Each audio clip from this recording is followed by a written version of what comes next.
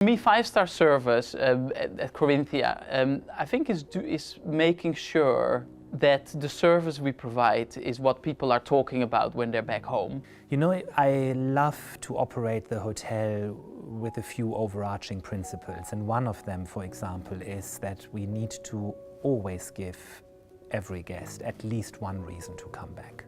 Something a little bit extra that people are still not expecting. It could be this incredible cocktail that you can't have anywhere else, or the meal that you had and you never tasted. I mean, it can be 100 different things to 100 different people. So to do actually something during that stay which could only have been done for you as a guest. That is what defines five-star service from just service. It's the person that went out of their way to help you with something or to create a special memory for you that will make you go back.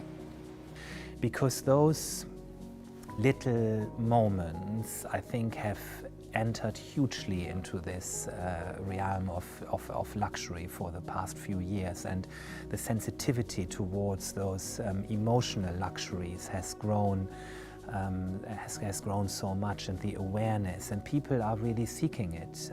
Making them feel special, making them feel cared for and loved, and providing that escapism, providing that kind of that sanctuary maybe that's for them on the outside world. You want them to feel comfortable.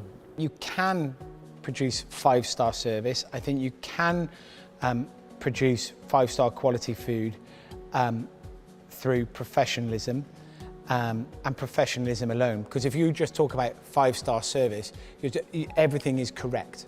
And you can get that with food and service without there being the connection.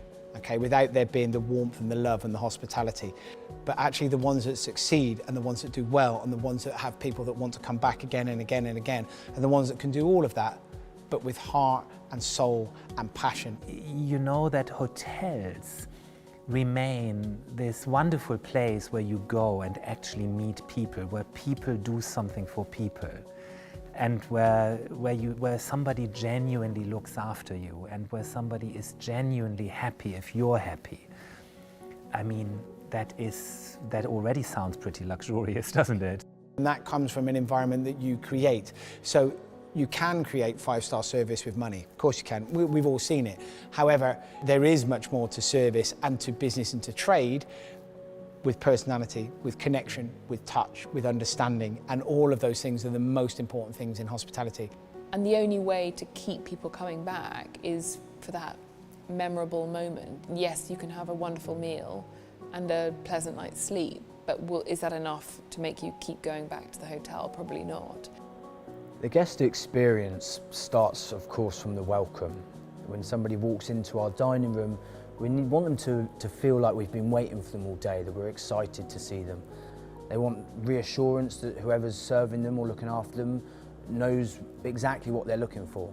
So that's a really interesting and really important part of the service, is to read the guest, understand the guest. I would rather go to somewhere that has three-star style service in terms of cutlery, crockery, furniture, fixtures and fittings, and have five-star attentiveness, five-star understanding of you as a guest, because for me that's the most important part. So I think human beings, by far the most important, social interaction is way more important than how much money a crystal glass costs.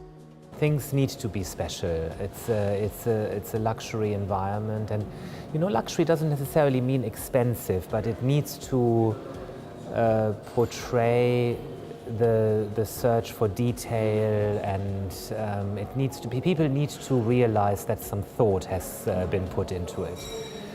Going the extra mile can be the smallest of things. Someone's asked you where the restroom is, walking them to the restroom, which is a standard in every hotel, that's going the extra mile in some ways. Or someone talked about, oh, you know, we might come back in my daughter's birthday in May. You know what, take my card, let me deal with your reservation for May, and I'll sort that out for you. That's going the extra mile.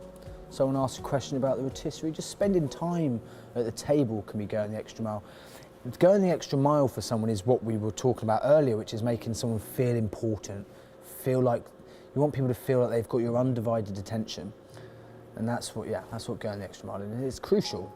Going the extra mile is what makes people want to come back. If you remember something and it sort of touches your heart, then you feel emotionally connected to it and you want to go back because you want to have that feeling continue.